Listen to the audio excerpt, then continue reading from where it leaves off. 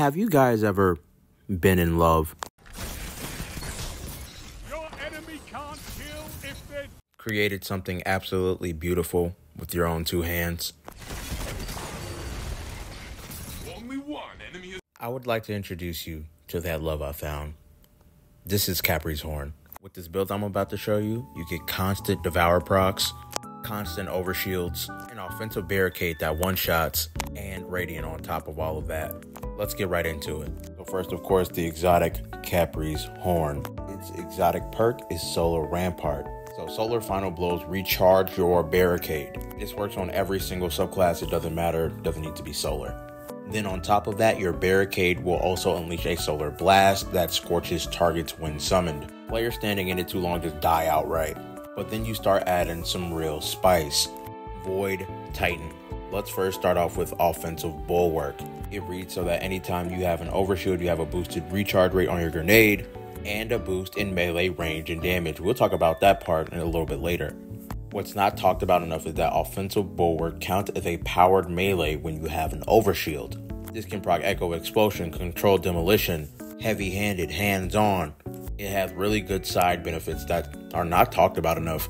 Then of course there's Bastion, which simply states that your barricades now give you overshields. This aspect makes offensive bulwark one of the easiest things to proc consistently. And with Capri's Horn on top of that, your barricades become even more defensive than they already are.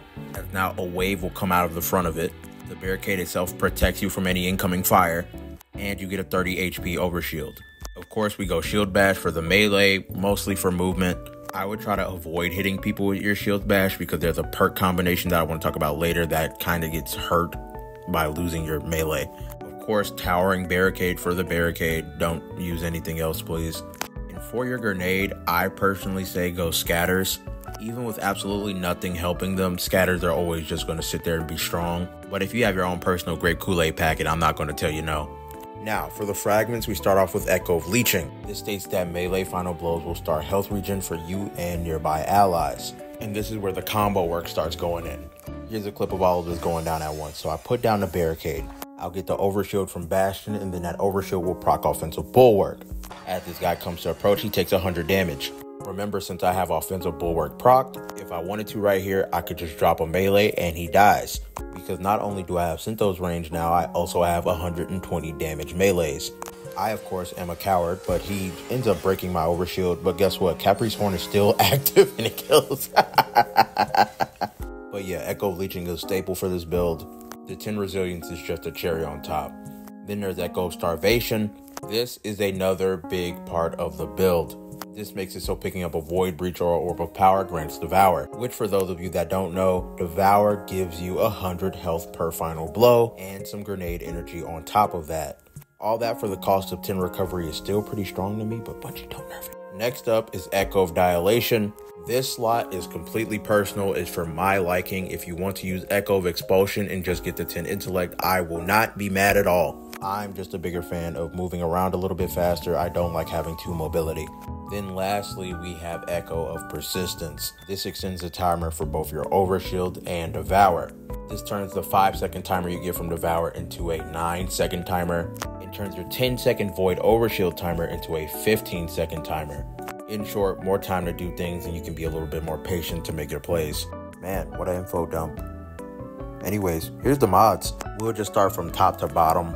Of course, this is all going to be a dim link, don't worry. But I feel explaining to you what each thing does makes you a better player and understand the actual mechanics of the build.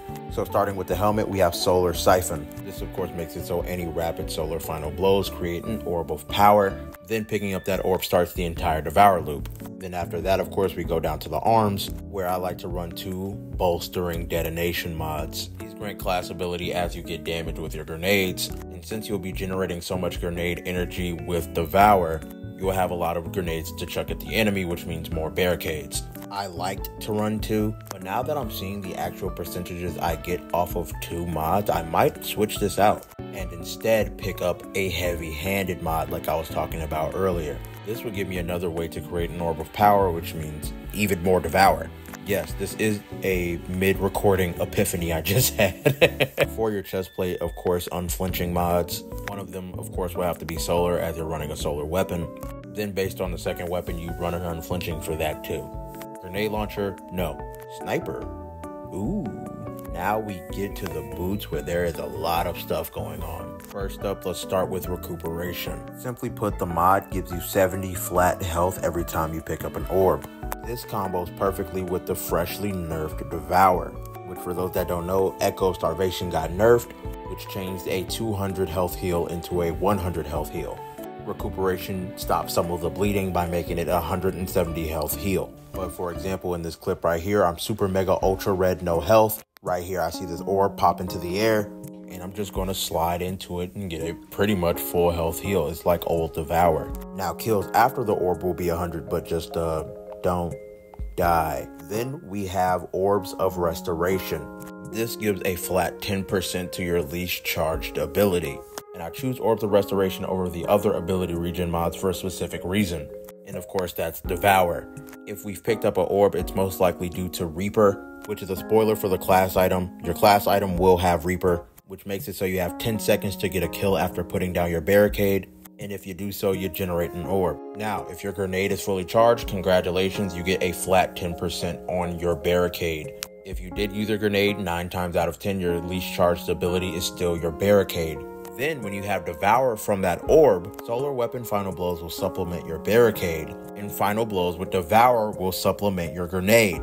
Since Shield Bash is used almost exclusively for movement, it will never be the least charged ability, so you never have to worry about it taking up some of your energy. Then Absolution just hits all abilities at once. Then finally, class item, you use Reaper. We've already explained that. Man, that sure was a lot of information.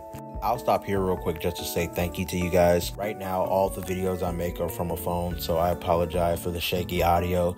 I don't really have much, but I really appreciate that you guys are trucking through all of this to watch. If you guys would like to subscribe, I'm not gonna make you. If you didn't like the video, say you're a big forehead boy. I'm not good at being sentimental though, so let's get back to the video. Okay, for the artifacts, first, Flint Striker. This makes it so rapid solar precision hits or final blows makes you radiant. Just generally good to have with an entire build that's revolving around solar weapons. Next up is Torch. This has some text with weapons that have Slice. If you can get Radiant through Flint Striker, you could then pop your barricade, activate Slice, and then do like huge amounts of damage, but that's pretty niche. Man, that part was like way faster. Now, what weapons would you even use with this build? Honestly, the world's your oyster. I personally use the Heliocentric QSC. It's a world drop sidearm, have almost 7,000 kills on it. Why? Because I absolutely love PvP and I absolutely love sidearms. But if you don't feel funky fresh like me, here are some alternatives. First up is Vex Mythoclast. Flint Striker combines really well with the Vex Catalyst, which pretty much grants it Rampage. So you'd be Radiant, have Rampage and Devour all at the same time.